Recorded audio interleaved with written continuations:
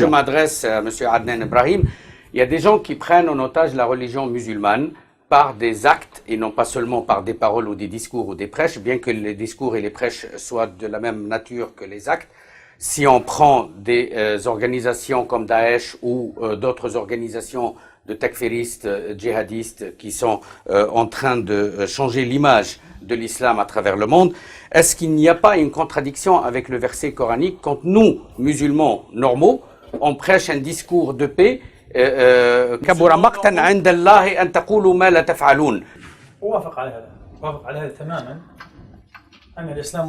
Je suis d'accord avec vous, l'islam est pris en otage par ces minorités qui sont quelque chose de tout à fait exceptionnel et qui ont dévié des minorités totalement déviantes.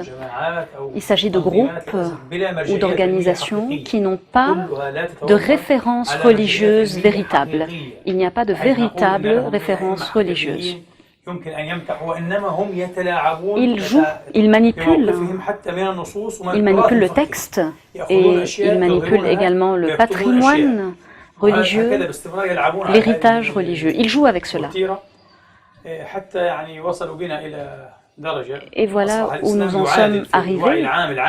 Dans la conscience collective mondiale, aujourd'hui, l'islam est synonyme de crime, de quelque chose de criminel, d'un véritable cauchemar. Vous êtes tous deux fondateurs de la fondation, du Forum mondial pour une réforme islamique. Quelle est cette réforme et quelles sont ses règles et ses grandes lignes? Brièvement, nous pouvons dire que nous avons un objectif global et d'autres objectifs secondaires. Mais l'objectif principal, c'est de redéfinir l'islam dans son essence. Parce que depuis des siècles, nous ne nous concentrons plus sur les objectifs de l'islam, mais nous parlons simplement des moyens. Nous sommes dans les moyens et non pas dans les objectifs. Il faut revenir au sens du djihad. Non pas le djihad dans le sens de tuer l'autre ou de celui qui nous combat, mais le djihad dans son sens. Il faut mieux le comprendre. Ce terme, à l'origine, c'est un terme qui est lié à des moyens et non pas à des objectifs. Il faut comprendre que le moyen doit être en conformité avec la fin. Donc notre objectif, c'est de revenir aux finalités de l'islam. Quelle est la plus grande finalité de l'islam? C'est la miséricorde et la justice. Et le texte coranique le dit très clairement. Par ailleurs, nous pouvons déduire un certain nombre d'autres objectifs, d'autres finalités qui rentrent dans ce cadre, dans le cadre de cette réforme. Pourquoi chaque fois qu'un musulman veut lancer une pensée de réforme de la perception ou de la compréhension de la foi et des préceptes religieux, tout de suite, vous avez des voix qui s'élèvent pour dire il est manipulé, on lui impose, il n'est pas musulman, on va même jusqu'à le traité de mécréant, takfir. Et pourquoi? Parce qu'il y a un manque, une sorte de manque absolument dramatique d'éducation dans le monde musulman, tout simplement. On est dans un, je vous rappelle quelques chiffres quand même. Aujourd'hui, dans le monde musulman, les pays arabes, non pas les pays musulmans, mais les pays arabes ont 3 fois plus de chômeurs que les autres pays du monde, que la moyenne mondiale.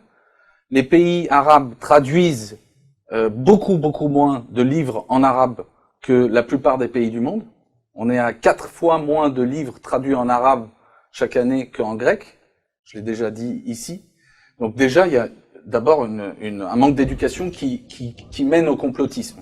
C'est tellement facile de toujours blâmer, tout est la faute toujours des Israéliens, des Européens, des Américains, etc. Mais soyons clairs, vous avez posé une question très simple. Moi, je laisserai toujours, je m'écrase devant le docteur Adnan quand il s'agit de théologie. Moi, j'ai aucune expertise en la matière. Surtout pas devant quelqu'un d'aussi autoritaire, dont l'autorité, est aussi stellaire. Cependant, moi, je vais parler de quelques aspects pratiques. Qu'est-ce qu'on peut faire en tant que... La première chose à faire, pour parler d'une réforme islamique, c'est de réunir les musulmans du monde entier. Les musulmans du monde entier, aujourd'hui, ils sont 1,6 milliard. On peut amener des gens de tous les pays et montrer qu'il faut donner le poids qu'elle mérite à l'Asie. L'Asie, sur 1,6 milliard de musulmans dans le monde, aujourd'hui, il y en a 1,1 qui sont en Asie. Or, on les entend très peu parler.